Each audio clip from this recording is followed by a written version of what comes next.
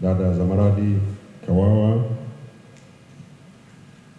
kwa niaba ya wakurugenzi wasaidizi wote wa idara ya habari kutoka Wizara ya Habari, Utamaduni, Sanaa na Michezo, kaimu mtendaji mkuu wa bodi ya ithibati ya waandishi wa habari, wakili Patrick Kipangula, mkuu wa kitengo cha mawasiliano serikalini katika Wizara ya Mambo ya Ndani ya Nchi, Bi Christina Mwengosi, kakaangu DCP David Sime, msemaji wa Jeshi la Polisi, mhandisi Andrew Kisaka kutoka TCRA, rais wa Umoja wa Klabu za Waandishi wa Habari Tanzania UTPC, ndugu yangu Frank Leonard, mkurugenzi mtendaji wa UTPC, ndugu yangu Kenneth Simbaya, wenyeviti na makatibu wa klabu za waandishi wa habari kutoka mikoa yote 26 ya Tanzania bara na kutoka Unguja na Pemba, ndugu waandishi wa habari wenzangu, mabibi na mabwana, kazi na utu. Ndugu zangu, kwanza niseme nimefurahi sana. Rais wa UTPC wakati anaanza alichokoza kidogo, akasema bila shaka wewe bado ni mwanachama wa Ruvuma Press Club. Mimi bado mwanachama na mwenyekiti wangu Andrew Kisonga huyu hapa, na nafurahi tangu nimetoka Songea tulihakikisha kwamba yeye anakuwa mwenyekiti, kwa sababu tunajua tulikuwa tuna uhakika na wapi anatupeleka. Na niwaambie tu niwaibie kastori, unajua nikikutana na waandishi wa habari wenzangu wa mikoani wanahamasika. Tulipita kwenye kipindi fulani hivi sasa Andrew wakati huo,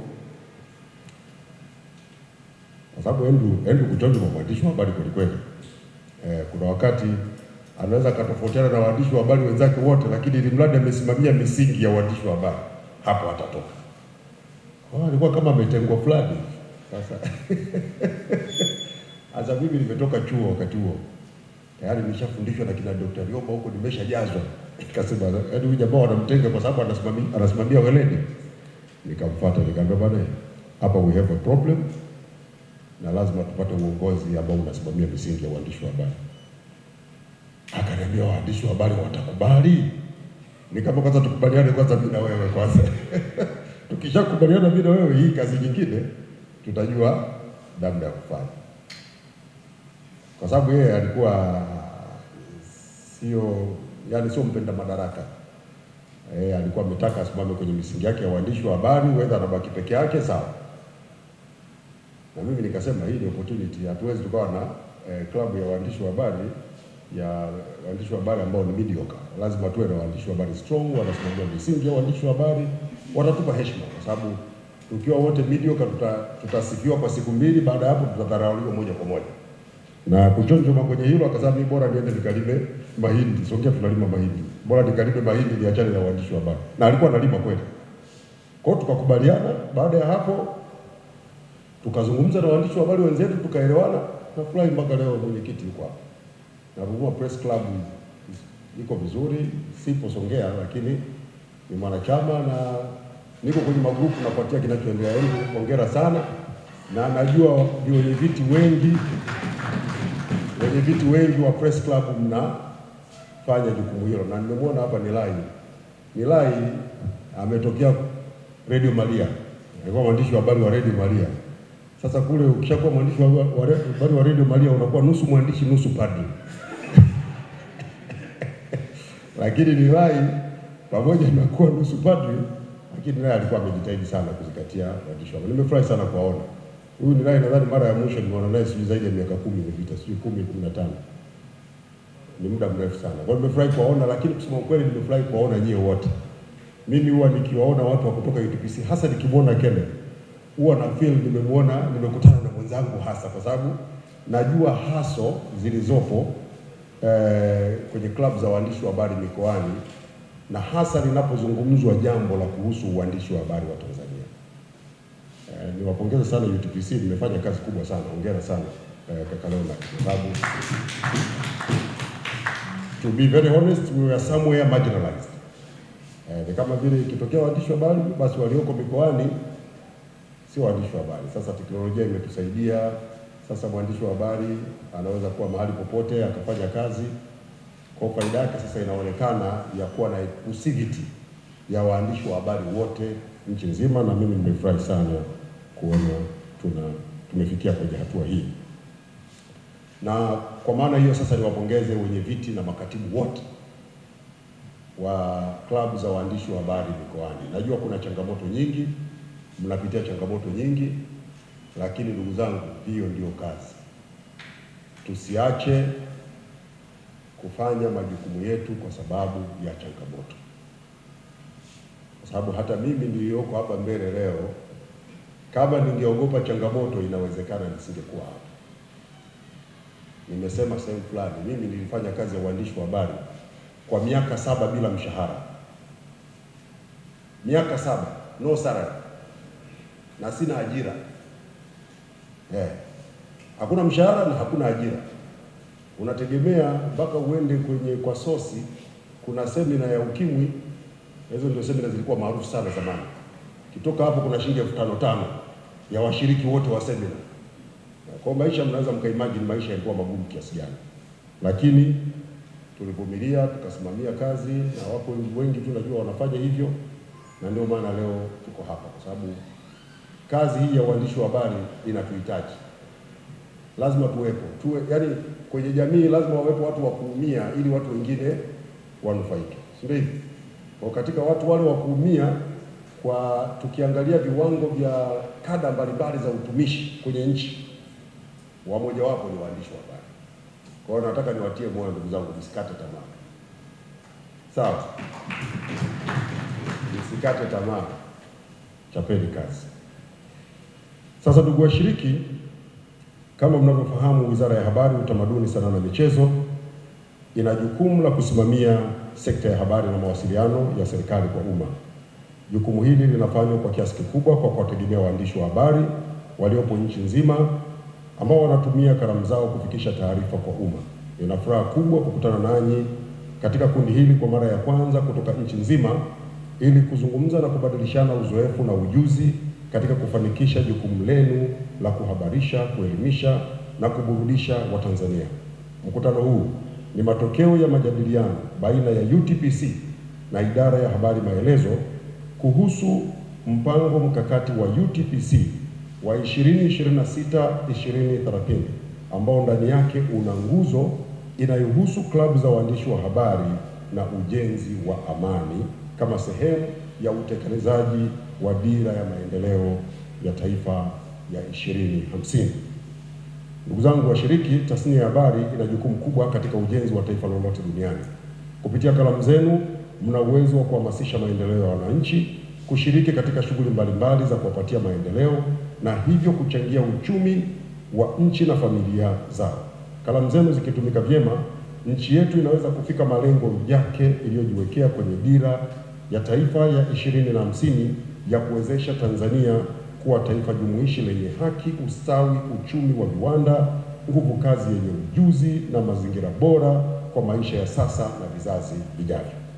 Kutokana na umuhimu wenu, ndio maana Mheshimiwa Rais Dr. Samia Suluhu Hassan aliunda Wizara ya kusimamia sekta ya habari na kufanya mabadiliko ya Sheria ya Huduma za Habari sura namba 229 na kanuni zake ili kuimarisha uhuru wa vyombo vya habari. Serikali imekuwa karibu sana na vyombo vya habari katika kuhakikisha inatoa ushirikiano wa kutosha ili kufanikisha majukumu yenu.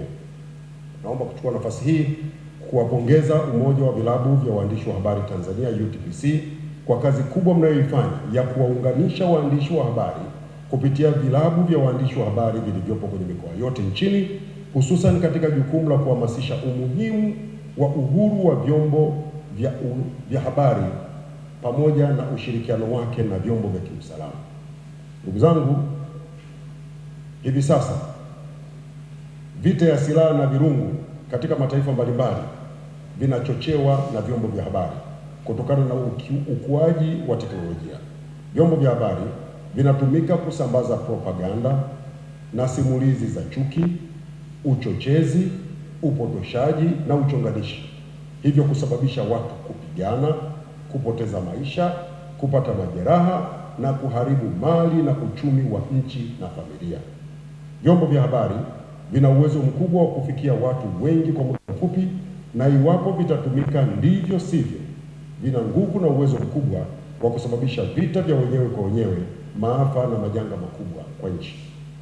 Nawapongeza waandishi wa habari wa Tanzania kwa kuiepusha nchi na majanga haya, kwa kuwa mmekuwa mkitumia kalamu zenu vizuri kwa kujenga nchi badala ya kubomoa, huku mkifahamu kuwa Watanzania wana utamaduni wa kuzungumza nyakati za changamoto na hivyo kutafuta suluhu kupitia maridhiano. Hongereni sana waandishi wa habari wenzangu kwa kulitambua hili, na naomba kuwasihi kuendelea kutumia kalamu zenu vizuri, kuhamasisha amani, utulivu, umoja wa kitaifa na maridhiano katika vipindi ambavyo nchi inapitia changamoto. Amani na utulivu ndio nguzo pekee inayowezesha nchi yetu kuvuka salama na kufikia malengo tuliyojiwekea. Ndugu washiriki, maendeleo ya mtu mmoja mmoja na uchumi wa taifa letu yanategemea kwa kiwango kikubwa hali ya amani na utulivu. Taifa lenye amani huwapa wananchi wake fursa ya kushiriki kwenye shughuli za maendeleo na kuvutia wawekezaji kutoka ndani na nje ya nchi kuwekeza katika sekta mbalimbali zinazochangia katika ukuaji wa uchumi na kutengeneza ajira kwa vijana. Hivyo waandishi wa habari, tuna jukumu kubwa kupitia kalamu zetu kuhakikisha tunalinda tunu ya taifa letu ya amani, utulivu, umoja wa kitaifa na mshikamano. Ndugu zangu, nimeelezwa kuwa katika mkutano wenu wa mafunzo ulikuwa na mada kuhusu uandishi wa habari za kujenga badala ya kubomoa taifa, pamoja na mada kuhusu wajibu wa waandishi wa habari katika kuhamasisha amani, utulivu, umoja wa kitaifa na maridhiano. Mada zote hizi ni muhimu katika kipindi hiki ambacho taifa letu linaponya maumivu yaliyosababishwa na vurugu zilizotokea wakati na baada ya uchaguzi mkuu wa mwaka 2025. Waandishi wa habari tuna jukumu kubwa la kuhakikisha Tanzania inabaki kuwa na amani na utulivu bila kuwa na viashiria vyovyote vya uvunjifu wa amani. Kazi hii tunaweza kuitekeleza vizuri kupitia kalamu zetu, kuhamasisha upendo, amani, utulivu, mshikamano na maridhiano kwa gharama yoyote. Watanzania wengi hawapendi vurugu. Hivyo basi, ni jukumu letu kuhakikisha tunawaunganisha na kuwaweka pamoja kupitia kalamu zetu. Naomba kuchukua nafasi hii kuwapongeza sana kwamba mlivyoitwa kwenye mkutano huu mmekubali, na nimeambiwa hata mada zilizowasilishwa hapa mmezifurahia. Ni jambo zuri. Nataka kusema mambo mawili matatu ya kuongeza kwenye hotuba ambayo ilikuwa imeandikwa. Ndugu zangu waandishi wa habari, kwanza sisi ni binadamu na sisi ni Watanzania, na ni Watanzania tunaoishi Tanzania. Yaani sisi sio Watanzania tunaoishi China, Marekani, Ulaya, India, Australia ama popote. Ni Watanzania tunaoishi Tanzania. Pakichafuka Tanzania, wataharibikiwa Watanzania tukiwemo na sisi. Unaweza ukajiona wewe ni mjanja kwa sababu unajuana na afande Misime, atakupeleka kituo cha polisi, utalindwa, hutaathirika. Lakini shangazi yako atakingwa na nani? Mdogo wako atakingwa na nani? Mwanao atakingwa na nani? Bibi, babu kule kijijini watalindwa na nani? Sasa hapo nataka niseme jambo lingine moja. Vyombo vya habari sasa hivi duniani kote, kila chombo kina ajenda. Ilianza tabia ya vyombo kuwa na ajenda. Chombo hiki ajenda yake ni kupigania uchumi wa nchi yake, kumlinda mtu fulani, kulinda biashara fulani, kulinda hiki, kulinda maslahi haya ya kisiasa. Sasa hivi mambo yamekuwa zaidi kwa sababu vyombo vimezidi kuwa personalized. Yaani sasa hivi vyombo vya habari ambavyo kuna newsroom watu 20 wameajiriwa, kuna mfagiaji na nini na nini. Yaani teknolojia kadiri inavyozidi kwenda, vyombo vinazidi kuwa yaani kutotegemea kundi la watu, vinashuka kwenye ngazi ya mtu mmoja mmoja. Leo kuna mtu, chombo cha habari kina jina lake, mkusanyaji wa habari. Maana yake ni nini? Maana yake ni kwamba sasa waandishi wa habari tunatakiwa tufanye uchaguzi wa ajenda ya majukumu yetu, ajenda ya utumishi wetu. Teknolojia imetufikisha hapa. Je, sasa wewe mwandishi wa habari lazima ujiulize, mimi nina jukumu gani? Watu bila kudhibitiwa, kwa sababu unafanya mwenyewe pale newsroom. Si ukiandika habari lazima leo najapitie, lazima za maradi athibitishe, lazima Kiando aamuru mtambo uchapishe, si ndivyo? Sasa hivi unafanya vyote mwenyewe bwana. Hivi vyombo unavyoviripotia huko vina ajenda zake, na hivyo vyombo waandishi wake kwenye hizo nchi zao